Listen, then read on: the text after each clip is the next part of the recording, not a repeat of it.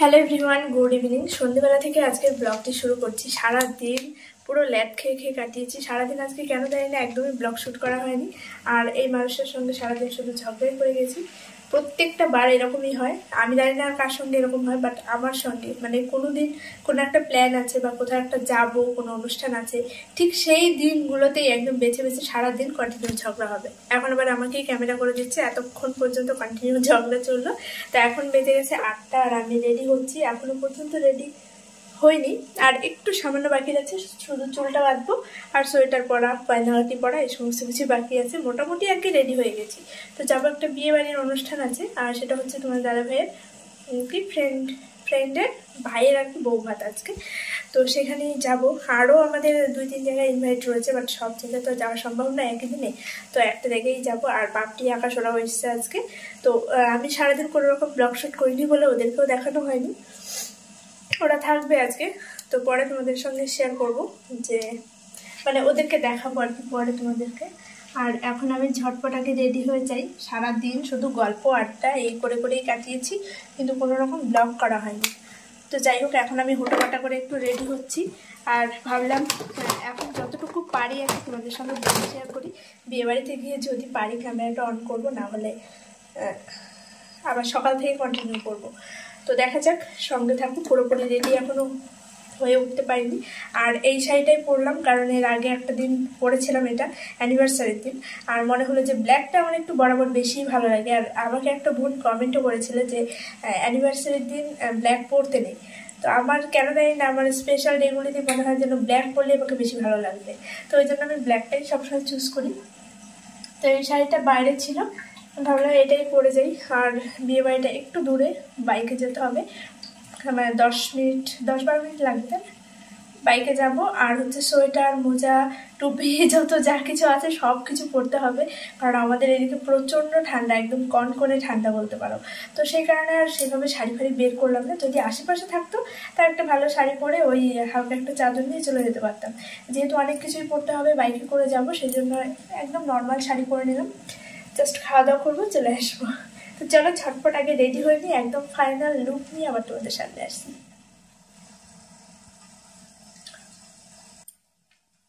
কেনা কানের আমার এই দেখো বাক্স ভর্তি। এই যে একটা,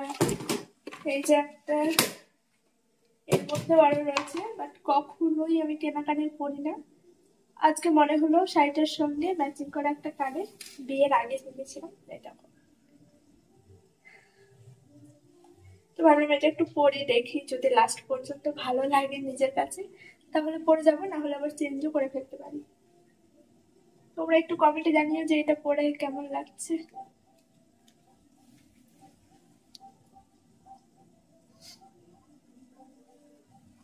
ঠিক আছে, ভালো লাগছে? বেমানান লাগছে? বলো, তুমি বলো তাহলে। হ্যাঁ হ্যাঁ ঠিক আছে। তারপর চুলটা বাঁধিয়ে রেডি হয়ে যায়।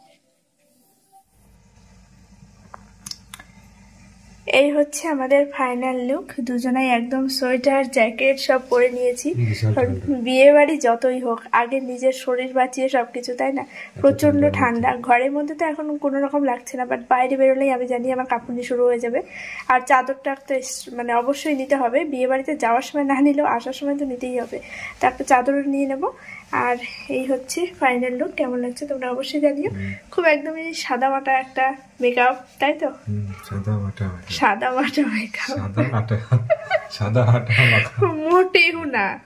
এর থেকে আবার নর্মাল মেকআপ কিভাবে করে? বিয়ে বাড়িতে যাবো, চুলে কোনো ফুল নেই, ঠোঁটে লাল খেটখেটে লিপস্টিক নেই, খেটখেটে নেই কিন্তু আছে, একদম নিউড কালার।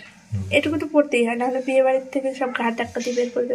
সবাই ভাববে হয়তো নেমন্তন্নই করেনি, সবাই ভাববে যে বিনা নিমন্ত্রণে চলে এসছে, তার জন্য কোনো মেকআপ ছাড়াই এসছে। খুবই খারাপ লাগছে না? বাবা, তোমরা তো একদম স্মার্ট। যারা কমেন্ট করে তারা কমেন্ট করে বলবে। অবশ্যই। আমাকে কি খুবই খারাপ লাগছে? না না, তোমাকে খুব সুন্দর লাগছে। দাড়ি কাটে নেই, মেকআপ করে নেই, বিয়ে বাড়িতে খেতে যাবো, ওইসব কি দরকার, তাই না? তাহলে পরো কেন?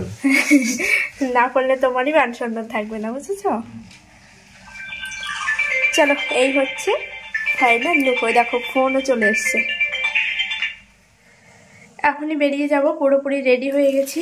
এই যে রয়েছে গিফট, আর এই হচ্ছে একটা ব্যাগ, এর মধ্যে আমার স্টোল রয়েছে, মোজা রয়েছে। মোজাটা আর এখন পরছি না, এখন অত বেশি ঠান্ডাও লাগছে না, বাট পরে লাগবে আমি খুব ভালো করেই জানি। আর স্টোলটা এখন যদি মাথায় জড়ায় তাহলে চুলটা পুরো এলোমেলো হয়ে যাবে, তাই জন্য ব্যাগে করে নিয়ে যাচ্ছি। আসার পথে একদম মাথায় জড়িয়ে নিয়ে ভালো করে বাইকে বসে থাকবো। চলো ঝটপট বেরিয়ে যাই। আর আমার এই লুকটা কেমন লাগছে অবশ্যই কমেন্টে জানিও। চুলটা আর কিছুই করলাম না, ভেবেছিলাম একটু ছেড়ে বাঁধবো, কিন্তু না, ঠান্ডার মধ্যে আমার চুল একদম জড়িয়ে পেঁচিয়ে যাবে, খুব বিরক্ত লাগে, চুল ছেড়ে একদমই থাকতে পারি না। আর তাছাড়া একটু খোপাই করে নিলাম, আর তার খুব বেশি ভালো লাগছে না, অনেকটা রাত্রিও হয়ে গেছে। চলো ঝটপট বেরিয়ে যাই। আর উনি বাইরে গিয়ে জুতো পরছেন, ওই দেখো বাইরে গিয়ে হাঁটাহাঁটি করছে। চলো বাই। বিয়ে বাড়িতে গিয়ে যদি সম্ভব হয় অবশ্যই তোমাদের সঙ্গে ভিডিও শেয়ার করবো। দরজাটা লক করে দাও, লাইট অফ করো। ওই দেখো আরেকটা জিনিস নেওয়া হয়নি, এই যে করো, এই যে এই বক্স দুটো আর ওই ব্যাগটা, এই যে আমার এই ব্যাগের মধ্যে নিয়ে এটা ধরো, এটা ধরো, এটা যাওয়ার সময় এই জায়গায় দিয়ে যাবো। ওটার মধ্যে নিও না, এটার মধ্যে নাও, ওই ব্যাগ সমেত এটার মধ্যে দিয়ে দাও না, আবার একটা ব্যাগ বাড়াচ্ছে।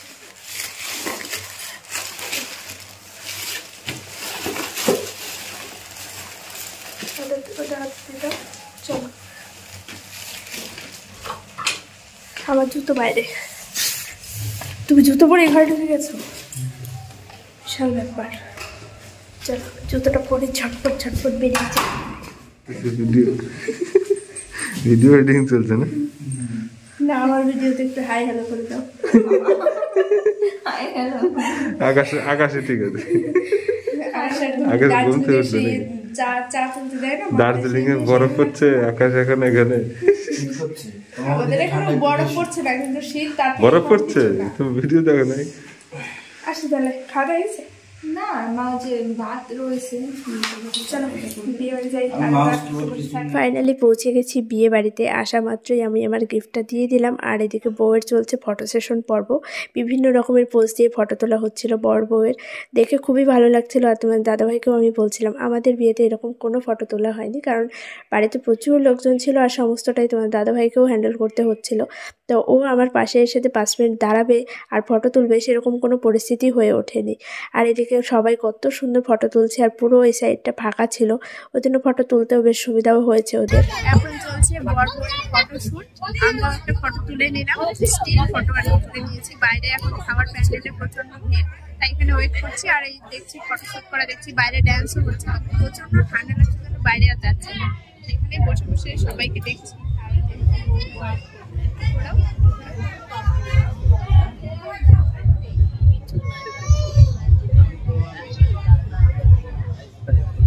ক্যামেরাম্যানদের জ্বালায় আর আমরা চান্স পাই না, এত ক্যামেরাম্যান সামনে।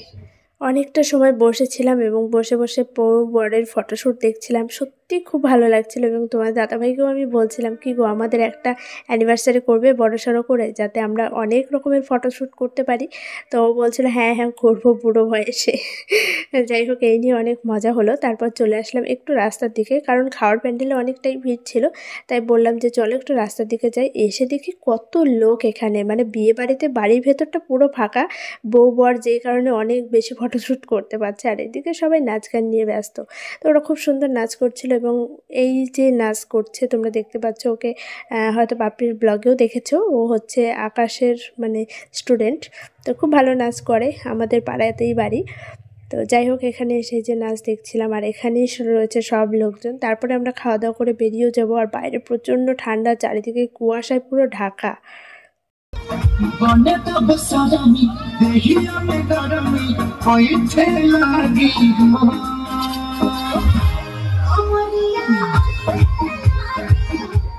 বাইরে অনেকক্ষণ ড্যান্স দেখে চলে আসলাম আবারও বাড়ির মধ্যে। একটু কফি নিয়ে নিলাম, প্রচণ্ড ঠান্ডার মধ্যে এরকম গরম গরম কফি খেলে একটু ভালোই লাগবে। এখানে এসে তোমার দাদাভাইয়ের সঙ্গে আমার ঝামেলা। কফি প্রথমে একবার আনতে গেছে, বলছে যে শেষ হয়ে গেছে, আবার করতে হবে, তার জন্য ও আর দ্বিতীয়বার যাবে না। বিয়ে বাড়িতে এত লোকের মধ্যে কফি শেষ হতেই পারে, ও তার জন্য যাবে না, বারবার কেন যাব।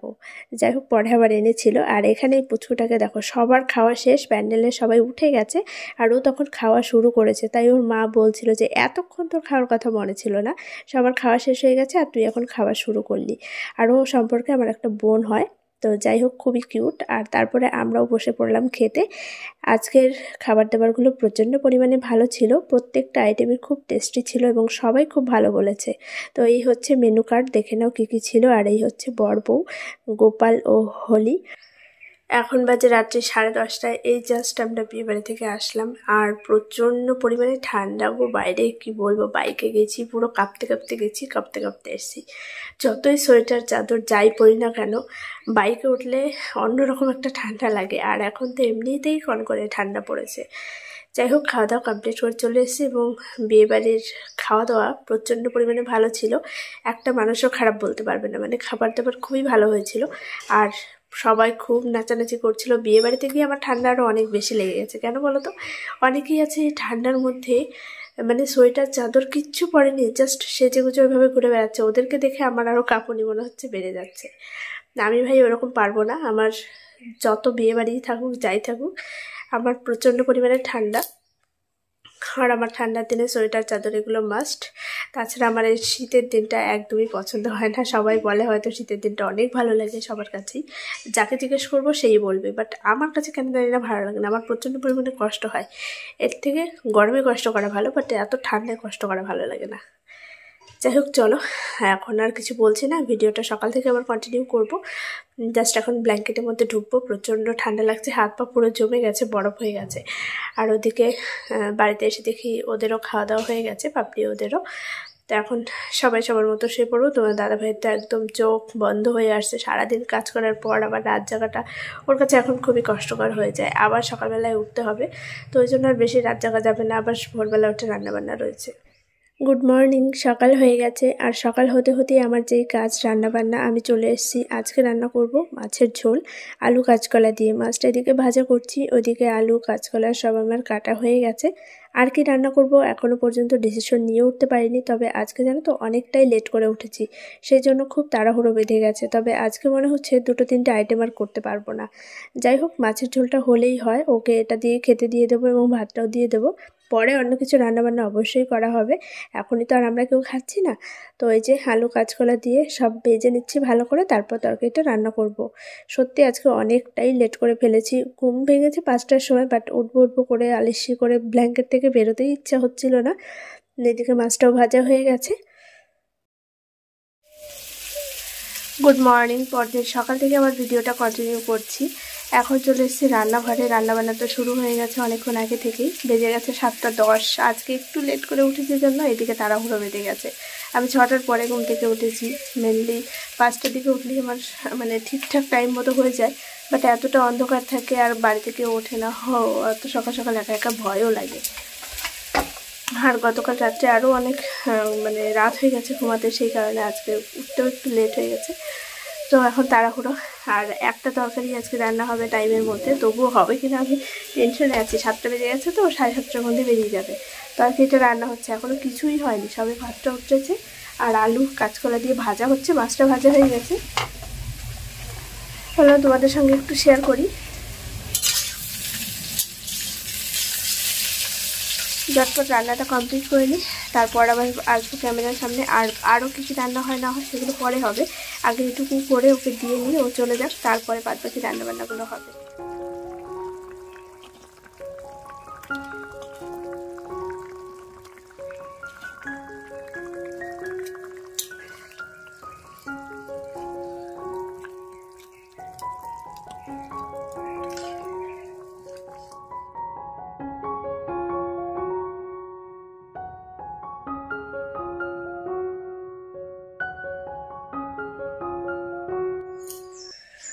রান্নাবান্না তো কমপ্লিট হয়ে গেছে, আর এখন যাবো একটু ছাদে। ঘরে ছিলাম, প্রচণ্ড ঠান্ডা লাগছে।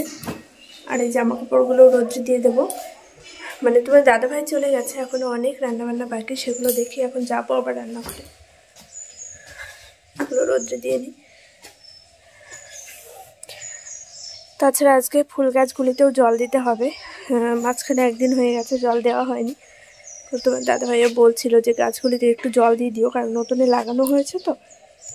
প্রথম বেশ কয়েকদিন জল না দিলে গাছটা হয়তো বাঁচাতেও পারবো না।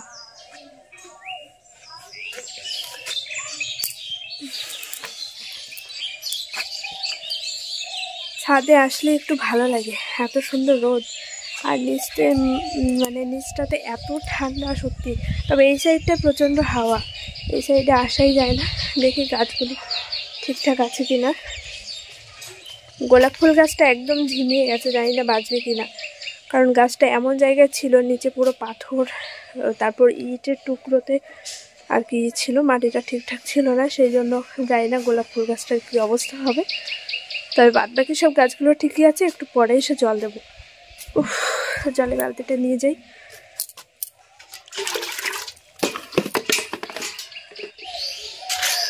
প্রচণ্ড হাঁপিয়ে গেছি আর গলাটা একদম বসে বসে গেছে।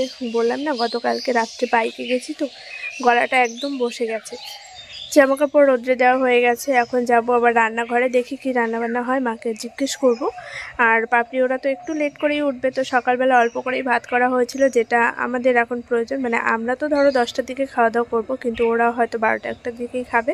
তো ভাতটা পরে আবার করা হবে গরম গরম, কারণ এত সকালে রান্না হয় তো পরে খেতে ভালো লাগে না, একদম ঠান্ডা হয়ে যায়। আর শীতের দিনে গরম গরম ভাত খেতেই বেশি ভালো লাগে, তো ওই জন্য ভাতটা পরে করা হবে। আর আরও কী হয় সেগুলো দেখি, মাকে জিজ্ঞেস করব। আর এই ভিডিওটা আমি এখানেই এন্ড করব, কারণ আজকে সারাটা দিন কী করছি সেটা তোমরা নেক্সট ব্লগে দেখতে পাবে। আজকেও রয়েছে একটা বিয়েবাড়িতে ইনভাইট, আর এই শীতের মধ্যে না আমার কোথাও যেতে ইচ্ছে করে না, মানে জামা কাপড় পরে কোথাও একটা যাব। আমাদের বেথুয়াতেও মেলা শুরু হয়েছে, এর আগের দিন তোমাদেরকে বলেছি ব্লগে, উৎসব মেলা। তো সেটা হয়তো 21 তারিখে শেষ হয়ে যাবে, কিন্তু যাওয়ার সাহস হচ্ছে না, কারণ বিকেল করে গেলে ভালো হতো। এবার তোমার দাদাভাইয়ের আস্তে আস্তে তো সন্ধে লেগে যায়, ও এসে স্নান করবে, রেডি হবে, আবার ঠান্ডার মধ্যে ওকে নিয়ে যাব, তো সেটা ভেবে আর যাওয়া হচ্ছে না, আর বোধহয় যাওয়া হবেও না। যাই হোক, কোনো ব্যাপার না, এত ঠান্ডায় কষ্ট করা যায় না, আমার ঠান্ডায় প্রচণ্ড পরিমাণে কষ্ট হয়। তো চলো, এই ব্লগটা আমি এখানেই এন্ড করছি। আর একটা দিদিভাই আমাকে কমেন্ট করেছো যে তোমার নামটা যেন আমি ব্লগে নেই, তুমি আমার ভিডিও দেখো, ভালো লাগে। তো যাই হোক, তোমাকে অসংখ্য অসংখ্য ধন্যবাদ আমার ভিডিওটা দেখার জন্য, এবং এইভাবেই আমার পাশে থেকো, আমার সঙ্গে থেকো। আর তোমার নাম হচ্ছে মুন্নি। তো যাই হোক, তোমার নামটা আমি নিয়ে নিয়েছি। চলো বাই, আজকের মতো আমি এখানেই এন্ড করছি। এখন ঘরে যাব, মানে রান্নাঘরে যাব, দেখি কি রান্নাবান্না হয়। নেক্সট ব্লগটা কেউ মিস করো না।